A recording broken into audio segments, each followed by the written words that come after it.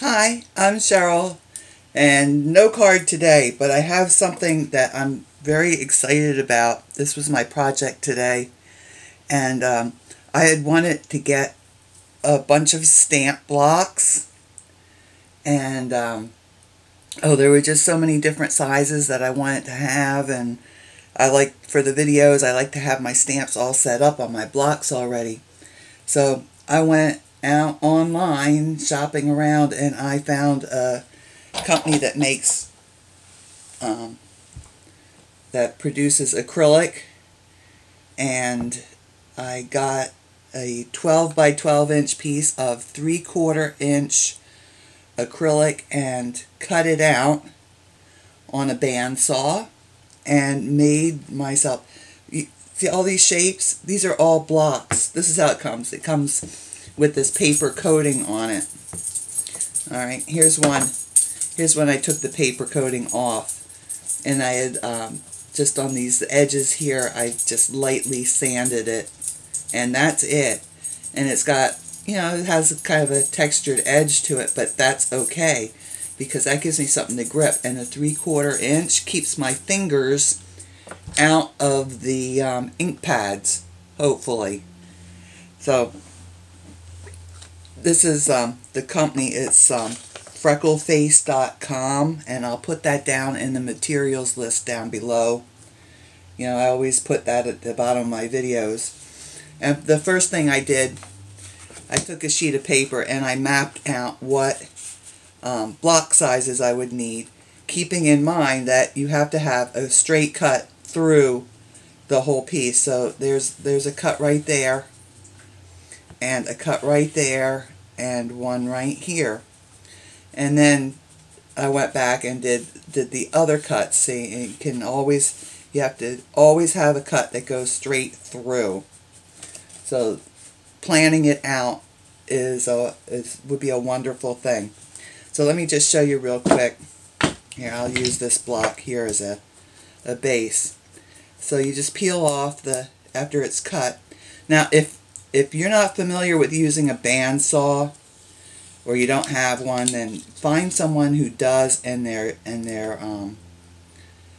know how to use a bandsaw safely, because there is that powerful spinning blade that if it can cut through acrylic, then it could do some damage to your fingers if you get them in the way.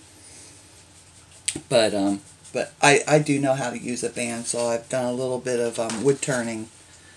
So I have my block here, and I just held it at an angle and just sanded a little bit, just to knock off the sharp edge on there, because I figured if there's a sharp edge there, I probably will hurt myself on it.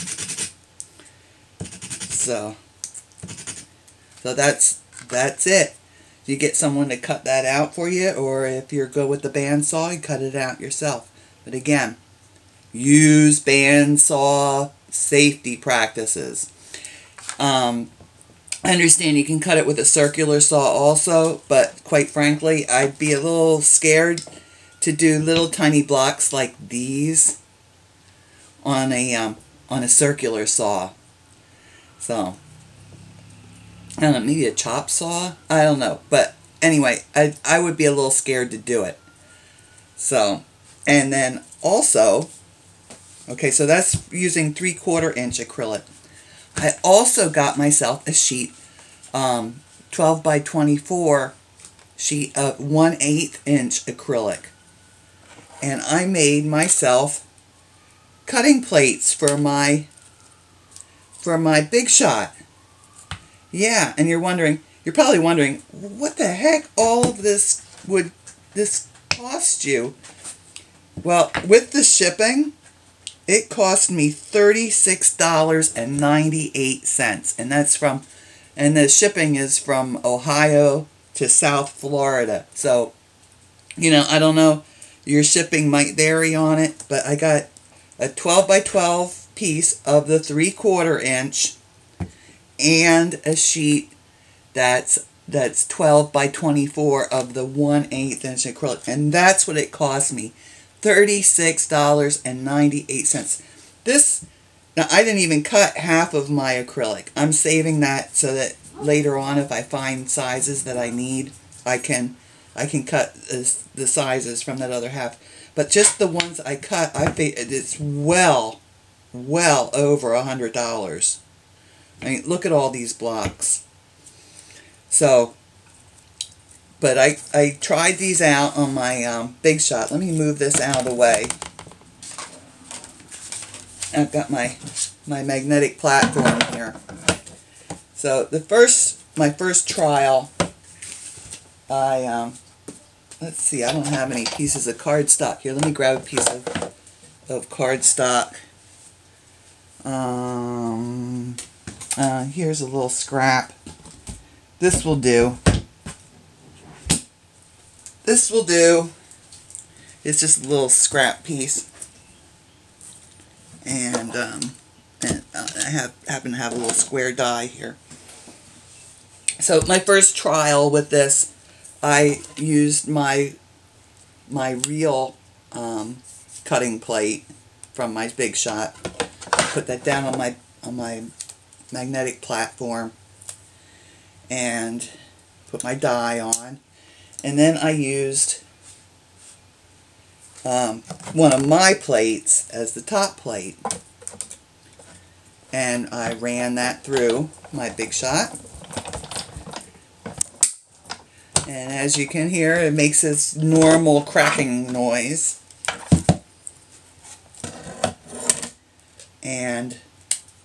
And there we go. Doesn't look like there's been any undue stress on my die or anything. So then I got real brave and I used both of my plates. And let's see, that's the one I used on the top. Yeah, there's the one for the bottom. I don't know, you probably can't see it, but there's a cut on my brand new plate already. It's been sullied. There's an old-fashioned word for you. Okay, so let me get my die on there. So this is using both of my plates.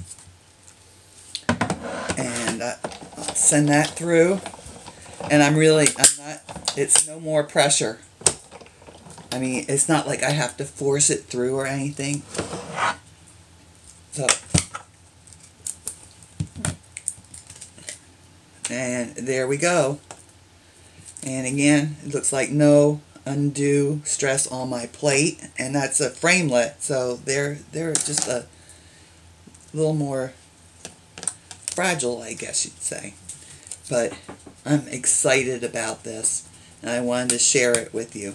So I got it from these people because they have actually, and it says it's an 1/8 inch thick. You might go like to Home Depot or Lowe's, and theirs are in instead of saying an 1/8 inch thick, they have some other different measurement, and I'm not sure if it's exactly the same thickness. And since this is a precision machine, I wanted exactly the 1/8 inch thickness on my acrylic. So look, all these blocks. I feel like I've hit the jackpot. So just a little tip for you. If you want to save, you want a whole bunch of blocks for whatever reason, or you want to make your own die plates or your own cutting plates for your Big Shot, this place is great. I emailed them to make sure they didn't mind getting little orders like you or I would send them, and they were very nice and emailed me back almost like it was almost immediately. And so I'll put their website down below. So y'all take care, stay safe, and keep your fingers out of the bandsaw, and happy stamping.